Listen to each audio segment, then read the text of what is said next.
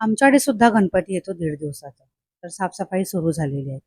Hall आणि 2 bedroom माझे कधीच साफ झालेले आहेत. किचन मी थोडासा लास्टला ठेवला होता आणि हे जे किचनची ट्रॉली आहे ही माझी पूर्णपणे बाहेर निघते. तर मी घासून पहिल्या त्या सुकवल्या आणि आता त्या लावून घेतलेल्या आहेत. आता हा जो तुम्हाला पेपर व्हिडिओमध्ये दिसत आहे हा खूप युजफुल पेपर आहे. याला कॅबिनेट प्रिंटेड प्लास्टिक फॉर्म असं म्हटलं जातं. ह्याच्यामध्ये खूप साऱ्या अजून सुद्धा व्हरायटी आहेत. प्लास्टिक ट्रान्सपरंटवाला सुद्धा येतो.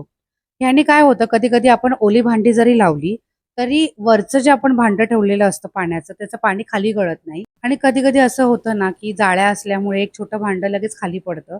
तर हा पेपर अंतरल्यामुळे ते असं होत नाही आणि कॅबिनेट स्वच्छ राहतात.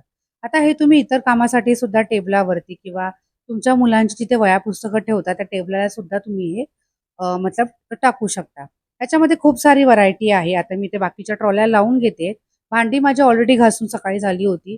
सुकवून मी ठेवली होती आणि आता ही इथे मी अरेंज करते. तर हा जो फोम आहे किंवा हे जे प्लास्टिकचा कागद आहे, त्यासाठी फक्त कमेंटमध्ये लिंक टाइप करा. तुम्हाला याच्या खूप साऱ्या लिंक मिळून जातील.